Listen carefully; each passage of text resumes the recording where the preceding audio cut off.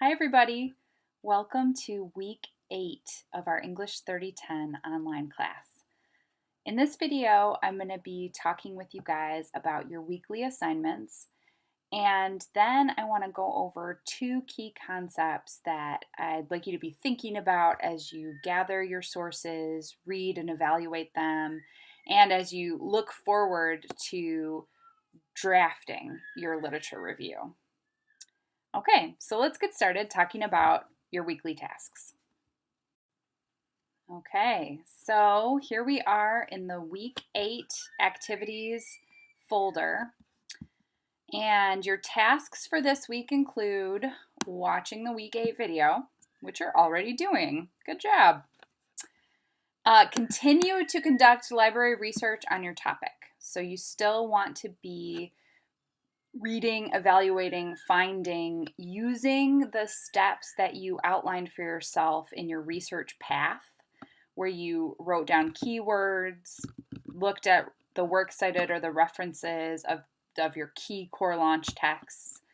Keep doing that. It should be a recursive process where you keep kind of following your interests and getting more and more specific to the best articles for your research purposes. You don't just want to find any articles that will sort of possibly work. You want to find the best possible articles. So continue to conduct your library search. And then additionally, just a few things that I'd like for you to be reading or rereading. There's some sample stuff, a sample annotated bibliography, and also I'll show you guys that there are some sample visual organizers in the resources folder. Also, please read chapter 7 of the Wadsworth Guide. This is going to be really important for you, not just the understanding plagiarism part, because that's the scary dun dun dun part that everyone focuses on, but this part about integrating sources is going to be really helpful for writing this literature review in particular. And read or reread any sources that you've already gathered just to double check that they are exactly what you want for this project. In terms of writing, just 2 or 3 writing assignments actually. Project Builder 9 will be an annotated bibliography of at least 6 sources, due like hard deadline by Sunday, but we'll look at it on the schedule. Also, I'd like for you to create a visual organizer of your sources. So the annotated bibliography is more of a text-based organization where you're going to be doing summaries of each source. The visual organizer is going to help you with something that we'll talk more about in a minute called the conversation. And that's going to be really important for your outline, how you're going to move through the lit review. And in addition to those, please write your reflection journal about monitoring your research process. So, since we skipped on down to it, let's look at the weekly calendar. By Wednesday, shoot to have this video watched under your belts, and shoot to do all of the assigned reading, at least from my end. So read the Wadsworth Guide chapter, look at those sample annotated bibs, and go ahead and do your monitoring reflection. This is where you're going to check in with yourself in the middle of a project to notice how it's going so far. Where are the areas of tension? Where are the areas that are going really well? If there are areas of tension, now is the time to address them in the midst of the project, not in hindsight. So use this monitoring reflection to check in with yourself about how this project is going. If there's anything that is still confusing, please shoot me an email, check in with Rayanne, come to my office during office hours. Now is the time to get it cleared up. Okay. So by Friday of this week, keep reading texts for your literature review and shoot to have at least most of your annotated bibliography squared away by Friday so that you can take time over the weekend to start doing some visual organization. Of course, once again, the hard deadline for everything is Sunday night. If you scroll down here, you can see the links to post your reflection journal, your annotated bibliography, and your blog number 7, which will be a snapshot or an uploaded visual organizer. Okay, so I want to talk to you guys first about something that's often referred to as the conversation in academic writing. So when we talk about the conversation, we're using a Burkean metaphor. So Kenneth Burke talked about when you're writing for academia, it's as though you are showing up at a party or a tea party in somebody's parlor. And when you walk in, the conversation's been going long before you got there. And you're invited to participate and listen to what everyone is saying in this conversation, and you're invited to respond and put in your 2 cents, and then you leave the party and everyone continues talking. And Kenneth Burke used this as a metaphor for what happens when we participate in academic discourse within any given discourse community.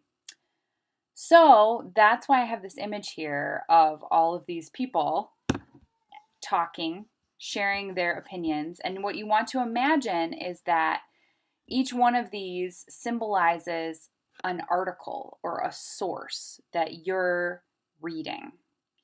And what you want to do when you're reading these sources is sort of imagine that each author or group of authors is speaking their thoughts, the results of their study, their perspective on the research topic that you are interested in. They might be directly responding one to another. Somebody might directly agree or disagree with another person in the conversation or group of people.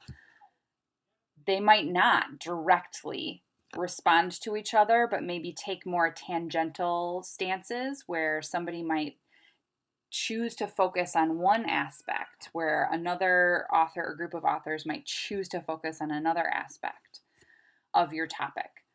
I'll give you an example from my own writing.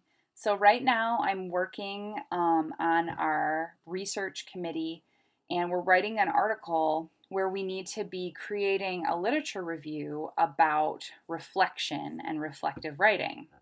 Does that sound familiar? Is that something that we might even use in this course? Yes, we're doing research on reflection and reflective writing. So as we're gathering the sources for this literature review, we are finding sources about reflective writing. What is it? What is the definition? There are other sources that are telling us, oh, well, reflective writing helps us with metacognition. There are other sources that say metacognition helps us with transfer. Still, other sources say, whoa, pump the brakes. Let's make sure we understand that reflection and metacognition are 2 different things. And then we have another source critiquing the use of reflective writing, saying we don't use it appropriately in classes, we don't spread it out enough, and we don't use it in enough genres. So this is an example of some real sources that we in this committee are pulling together to write this article. And if you'll notice, none of the sources is directly disagreeing. Well, no, that's not the definition of reflective writing. But they're all focusing on slightly different aspects of the conversation. And lucky for us, nobody is addressing the very thing that our group wants to address. Now, that's not a panic moment. That's an excited moment for any academic writer, because if no one in the conversation is saying the thing that you want to say, you get to be the first one to say it. And that is like an academic's dream. You want to see a gap in the conversation. You want to find a place for yourself to respond. So, before we get into the response part, which is part of what your literature review is going to do, it's going to identify the gap in the conversation and figure out a thing for you to say in response. But first, you have to understand what the conversation is. And that's why one of your assignments this week is to draft an annotated bibliography.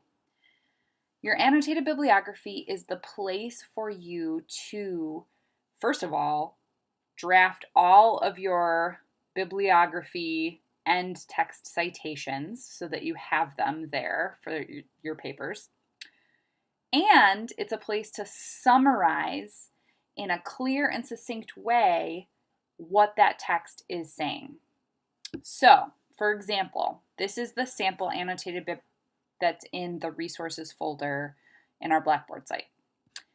You'll notice that there is a citation,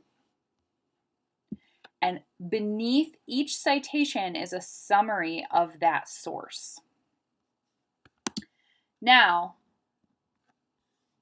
you'll notice that there is a summary here, contextualizing the piece. What are the main types of evidence that this author uses? What are the author's main moves? And what's the key takeaway from this article? So those are the things that you want to hit in a summary. What's the context of the article? What's the main evidence? What are the key moves that the writer's making? What's his or her or their takeaway? Then you also want to have an application to your own work. How does this source fit in with your interests, with your research question? This part is really important to helping you understand where you're going to respond or how you could respond to each source.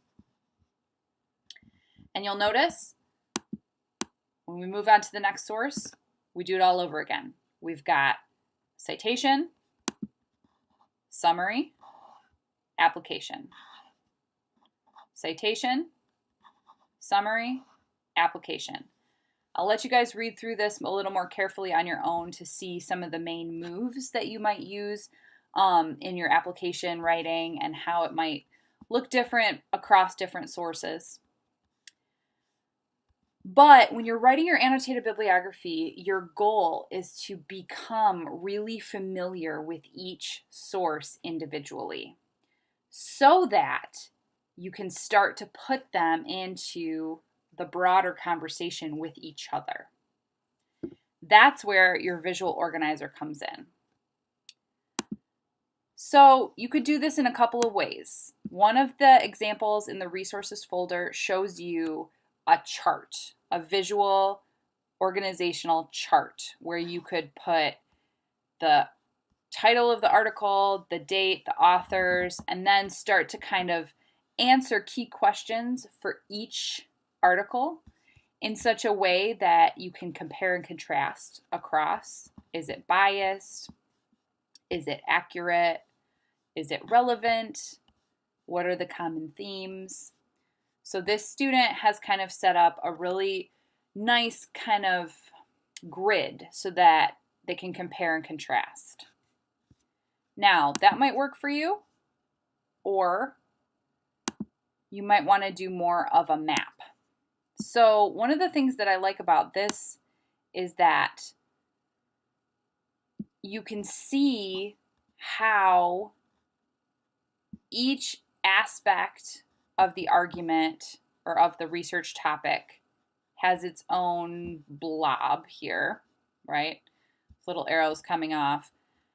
But every single blob connects to a source. And the thing that's so cool about a visual map in this way is that if one source mentions a couple of different aspects of the topic, you can identify that with these arrows. So, for example, here, Cyranowski in 2013 has this article, Human Stem Cells Created by Cloning, in Nature magazine. This connects to neural regeneration And it also gives some background about how to clone. So this citation can be useful in supporting both of these aspects of the lit review. So you can see that this visual organization goes both ways. You can look at all of the connections between everything, and you can start organizing sources. Okay, so when I talk about organ production, I'm going to cite this, and then I'm going to cite this. When I talk about how to clone, I'm going to give this background source and this background source. So you can see that there's really many different ways that you can go about doing this visual organization. And either way, whether you decide to do something more circular, more grid-like, you want to be able to describe the conversation. Who says what? Who aligns with who?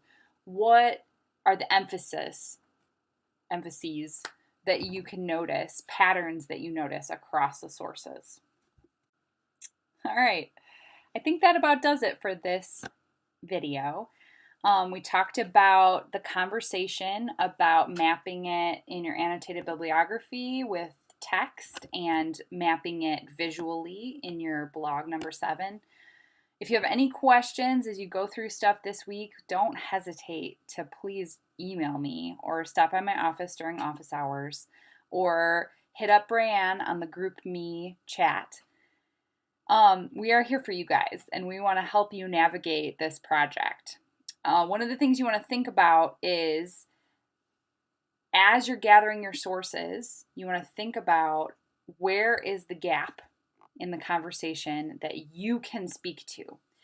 And in order to speak to it, your research question or your research claim might need to be revised slightly. And that's okay. You're not married to your research question. It could shift.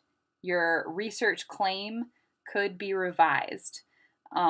So if you want to talk more about doing that or how to do that, just let me know. Next week, we will look really closely at some examples of literature reviews that have been successful in the past, and we'll talk about how to create that funnel structure that I mentioned in our mini lesson last week. Okay, have a great rest of your week.